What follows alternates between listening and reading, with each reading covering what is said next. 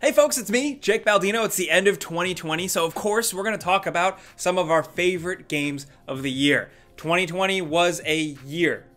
It was decent for video games, at least. I will say that despite everything going on, we got a consistent stream of some pretty solid games, new consoles, new graphics cards, if you can get your hands on them, and generally just a lot of things to talk about. We had a lot of fun talking about stuff with you guys, and now it all comes down to this. The picks for Game of the Year. We're keeping it a little more low-key this year, and what we wanted to do was focus on you guys. So, hopefully you guys caught it. We only put out the ballot for a limited time, but all of the games we're going to talk about this year are voted on by you guys. So I do want to say something real quick. I always say it as a disclaimer. These are your choices. This is the gameranx community's choices. If you don't like them, that's how it works by design. There are different games for different people. People like different genres. That's how it is. Take this as some recommendations. Maybe a game that wasn't on your radar. That's all we can really do here, right? Is have fun talking about games. So let's just jump in and first talk about best score and music. This is a category that's important, near and dear to my heart, just because sometimes with a game, the music can like make or break it. It's the same with movies. Like sometimes music can just really sell something. Coming in at third place with 15.9% of your votes is the Final Fantasy VII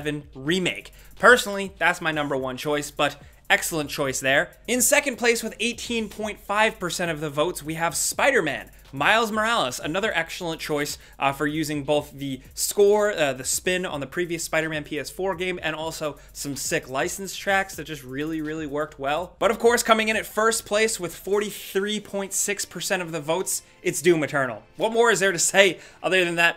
Mick Gordon and team's score and music treatments for this game just really ramps up that intensity and just sells the shit out of it. It's a great shooter with some even better music behind it. But let's move on and talk about some story stuff. Let's talk best narrative. This is, of course, the plot, the story, the thing keeping you going, the characters, the dialogue. There was a lot of it this year, and it seems like votes came down to two big ones, but let's break down all three. In third place, with 8% of the votes, it's again the Final Fantasy VII Remake. I think it was excellent, did a really good job telling the story, giving a little bit of a fresh spin on it, if you know what I mean. And all of us here obviously recommend it if you haven't checked it out already. Now the big two, first with 32.8% of the votes in second place is The Last of Us Part 2. A very lengthy, very drawn out, but very interesting story interwoven between two characters, but the #1 choice, in first place with 46.9% of the votes, it's Ghost of Tsushima, which I say definitely wins points for simplicity in a lot of ways. The fact that a lot of the side quests still kind of integrated into Jin Sakai's journey, it made sense, but the main plot's point of focusing just around a few select characters that really kind of hammered home the emotion, especially the deeper you got into it. Now next up, the category is best ongoing game. This could mean any type of game, from a multiplayer game to an early access game to a game that's just consistently being updated, worked on, stuff like that. You know, like Marvel's Avengers and Anthem, both of which didn't make the cut here. But anyway, first off, interestingly enough, I do want to point out with the strides Fortnite has taken this year in terms of consistently providing stuff for players, you guys gameranx viewers only voted like 9.5% of it at #5. So I guess not a lot of you guys out there are like Fortnite who watch these videos, but now we know. Let's get down to third place. The winner is Apex Legends. At #2 with 28.5% of the votes, it's Call of Duty Warzone. Another one that, for me, genuinely surprised me as someone burnt out on Call of Duty and burnt out on Battle Royale. It was pretty well done. But coming in close, squeaking by, in first place, it's No Man's Sky. It won with 29.5% of the vote. It's won awards in previous videos we've done in previous years in terms of it just becoming an excellent game after all of this time. Now, say what you want, paying $60 back when that game released was a massive disappointment. We didn't get the game we were promised, but the way I look at it, I've said it in other videos, man, this game becoming good instead of being casted to the wayside and forgotten is a net positive. And the gaming world is better for it because there's another cool space game out there to go play. Next category is Best Indie. There was a lot of indie games this year. Unfortunately, I didn't get my hands on too many of them, so I'm probably going to run and play a lot of the games that were nominated. But in third place, we have Carry On. This one with 8.4%. This is when you play as an evil monster in a two-dimensional plane, and wow. It is gory as hell. At number 2, the surprise hit of the year with 38.1% of the votes, it's Fall Guys Ultimate Knockout. I think this is an excellently simple premise that is a ton of fun, and I think it deserves all the praise it gets. and I'm excited to see that a lot of you guys out there dug it too. But the first place winner for best indie game is Hades with 40.7% of the votes. And wow, this is the newest Supergiant game. It's been in early access for a while, but it's now in full release and people are freaking loving it. I gotta be honest, I have not played this one, but I really feel like I'm missing out, but congrats to Hades for winning this. Next up, the category is Best VR or AR Game. Personally, VR is very close to my heart, so I'm very excited about this category, but the third place winner is Dreams, a game that we really thought was very cool and very interesting and had a lot of potential when it first released, and it seems like a lot of you guys have clung to it too, with it scoring 9.8% of the votes. In second place, with 18.2% of your votes, it's Star Wars Squadrons, which I absolutely highly recommend as a diehard, super biased Star Wars fan, but also because it's like a full-fledged game with single player and multiplayer that also has full-fledged VR support. Go check it out if you love Star Wars. It's not even full price. But with 59.9% of the votes, the first place winner of Best VR or AR Game is Half-Life Alyx. This probably isn't surprising anyone, and I stand behind this one. It's one of my favorite games of the year, and it's also really good because it's worth pointing out that like Valve is back. They literally just made another Half-Life game, no compromises, and it's really cool. Unfortunately, you have to have VR to experience it, but still, it's worth it. Next up, we have Best Action Game. I want to talk about actually all 5 like placed winners here because there's some interesting stuff. It's really cool to see at number 5 with 2.1% of the votes, Streets of Rage 4. You don't really see a lot of mainstream audiences take to a game like that anymore, but it is an excellent return to form for the classic series. And then at number 4, you guys gave some love to Neo 2 with 6.8% of the votes. But now down to the actual placements. In third place with 8.1% of the votes, the winner is Half-Life Alyx. We love it here. You get that. Now, in second place, with 11.7% of the votes, we have Hades. Another good one.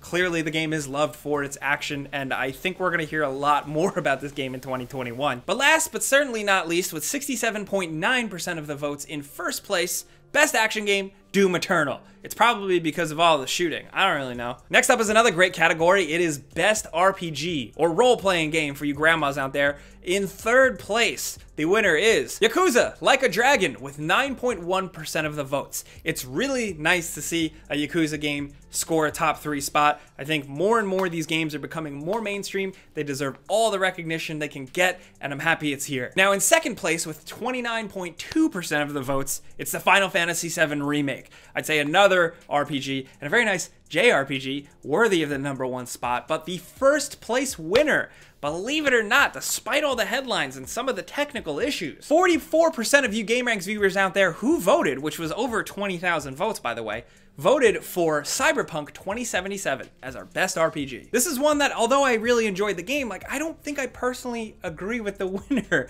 but that's how it goes. Let's argue in the comments. Now next we got Best Fighting Game. In third place we have Street Fighter V Champion Edition. That scored 7.7% of the votes. And then in second place with 8.8% of the votes, it's One Punch Man, a hero nobody knows. But the first place winner with 74.8% of the votes, you guessed it, it's Mortal Kombat 11 Ultimate, which the expansion and then all the characters and that little bit of campaign, everything this game has provided this year absolutely makes it worthy of a spot, even if it's a game that released prior. The new stuff is totally worth it, and I support you guys for voting for that. Next up, let's talk about our PC gamers, because this is Best Sim or Best Strategy Game, and this is mostly relegated to PC games, but we got some good stuff here, because in third place, with 10.7% of the votes, it's Desperados 3, a really surprising cowboy game that doesn't play like you'd expect. You should definitely check it out. But in second place, with 18.9% of the votes, we got my real nerds here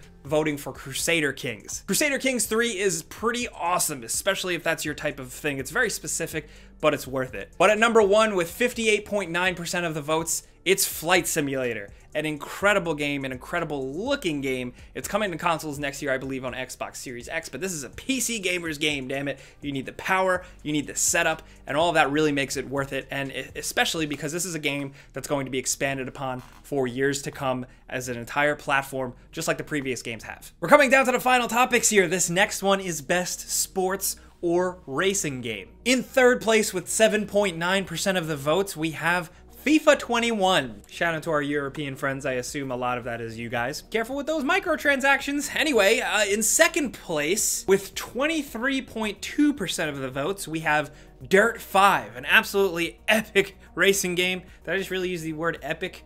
Just throw me in the dumpster. But seriously, a really good racing game. Absolutely love rally racing games, and this is a hell of a good one. But in first place, with 53.7% of your votes, you guys out there chose Tony Hawk's Pro Skater 1 and 2, the fantastic remake.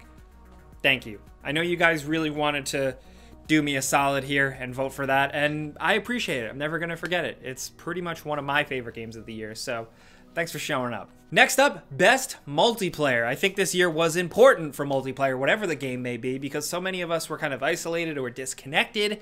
A little internet connection definitely helped, right? In third place, with 12.2% of the votes, we have Animal Crossing: New Horizons, which absolutely definitely stole the show for the earlier parts of 2020. It was a smash hit, definitely a cult phenomenon, definitely also saw a lot of mainstream success, and we gotta commend them for that. In second place, with 20.9% of the votes, judging from all the winners, we got some Call of Duty fans here, because Call of Duty Warzone takes the win. But of course, the real win is first place, with 48.7% of the votes you guys chose Among Us, a game that didn't even release this year. This game's actually pretty old, but as you guys probably know, it's become the most popular game and has seen a ton of success and massive player count, and also just a very cool concept worthy of the praise. Maybe I'll see some of you guys on there. But now we have to talk about the final category, the big one, the most important one, Game of the Year. Now, of course, it's worth emphasizing that everybody has a different Game of the Year. I've said this a million times, but gaming has become massive,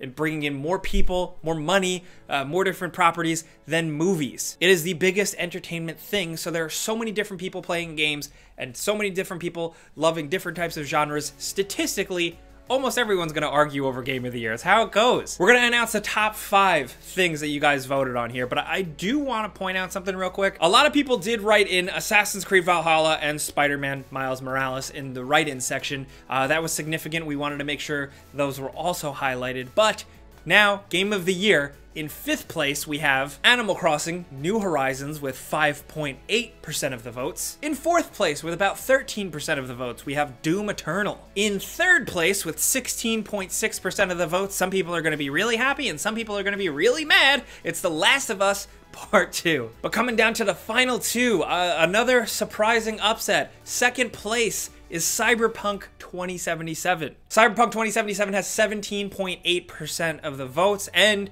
judging by you guys and the amount of times you voted and showed up for Cyberpunk 2077, despite the fact that the game has a lot of problems, and I think CD Projekt Red has lost some public trust in some avenues, you guys ultimately seem to really like the core game. I mean, we talked about it enough this year, but there you have it. 2nd place choice, gameranx community, Cyberpunk 2077. But now, let's get down to the final thing. First place, official Game of the Year by you guys. At 33.2% of the votes, the winner is, you guessed it, Ghost of Tsushima. I think people really fell in love with its new take on the open world genre and how it wasn't bloated, its meaningful side quests, its fun, engaging swordplay, its cool cast of characters, its beauty, everything about it. A game like that, a game that creative, a game that fun, which I think gets better as it goes. At first, I actually wasn't super crazy about it, but the more I played, I fell in love with it.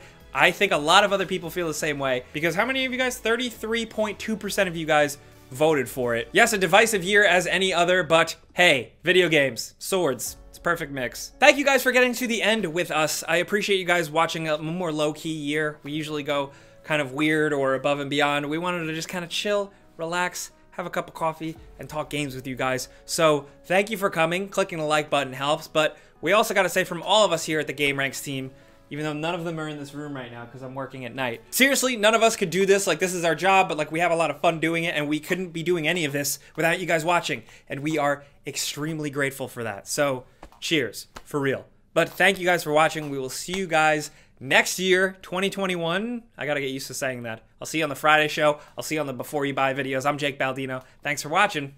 See you guys next time. Pizza's on me.